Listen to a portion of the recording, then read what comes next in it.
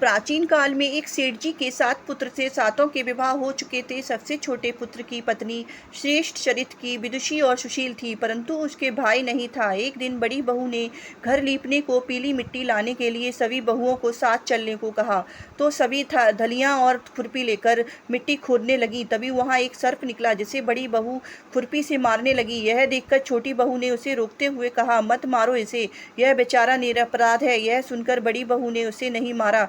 तब सर्प एक ओर जा बैठा। तब छोटी बहू ने उससे कहा, हम अभी लौट कर आती हैं, तुम यहाँ से जाना मत। यह कहकर वह सबके साथ मिट्टी लेकर घर चली गई। वहाँ काम काज में फंसकर सर्प से जो वादा किया था उसे भूल गई। उसे दूसरे दिन यह बात याद आई तो सबको साथ लेकर वहां पहुंची और सर्प को उसे स्थान पर बैठा देखकर बोली, सर्प भैया नमस्कार। सर्प ने कहा, तू भैया कह चुकी है इसलिए तुझे छोड़ देता हूं, नहीं तो झूठी बात कहने के कारण तुझे अभी डस लेता। वह बोली, भैया मुझे भूल हो गई, उसकी क्षमा मांगती हूँ।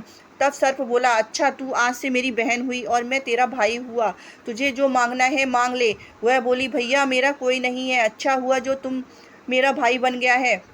कुछ दिन व्यतीत होने पर सर्प मनुष्य का रूप धरकर उसके घर आया और बोला कि मेरी बहन को भेज दो। सबने कहा कि इसके तो कोई भाई ही नहीं था। वह बोला, मैं दूर के रिश्ते का भाई हूँ, बचपन से ही बाहर चला गया था। उसके विश्वास दिलाने पर घर के लोगों ने छोटी बहू को उसके साथ भेज दिया।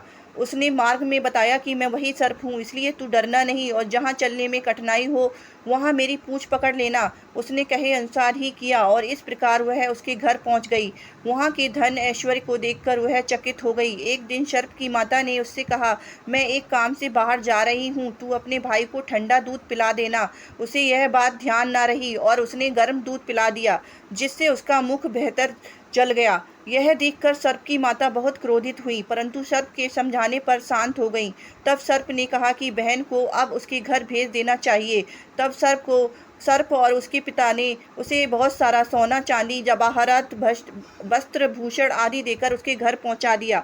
सर्प ने छोटी बहू को हीरा मणियों का एक अद्भुत हार दिया। उसकी प्रशंसा उस देश की रानी ने भी सुनी और वह राजा से बोली कि सेठ जी, छोटी बहू का हार यहाँ आना चाहिए। राजा ने मंत्री को हुक्म दिया कि उससे वह हार लेकर शीघ्र उपस्थित हो। मंत्री ने सेठ जी से जाकर कहा कि महारानी जी छोटी बहू का हार पहनेंगी, वह उससे लेकर मुझे दे दो। सेठ जी ने डर के कारण छोटी बहू से हार मांगकर दे दिया। छोटी बहू को यह बात बहुत बुरी लगी। उसने अपने सर्प भाई को याद किया और आने पर प्रार्थना की, भैया रानी ने हार छीन लिया है, तुम उसे ऐसा करो कि जब वह हार उसके गले में रहे तब तक के लिए सर्प बन जाए और जब वह मुझे लौटा दे तब हीरों और मणियों का हो जाए। सर्प ने ठीक वैसा ही किया। जैसे ही रानी ने हार पहना वैसे ही वह सर्प बन गया।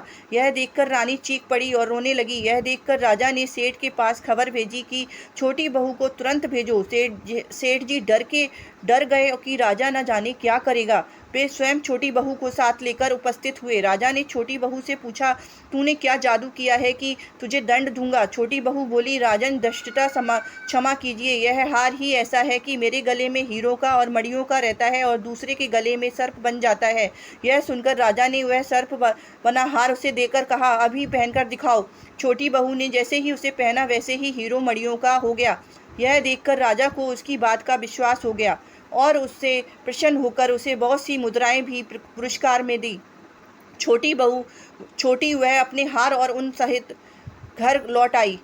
उसके धन को देखकर बड़ी बहू ने ईर्ष्या के कारण उसके पति को सिखाया कि छोटी बहू के पास कहीं से धन आया है। यह सुनकर उसके पति ने अपनी पत्नी को बुलाकर कहा, ठीक ठीक बता कि यह धन तुझे कौन देता है।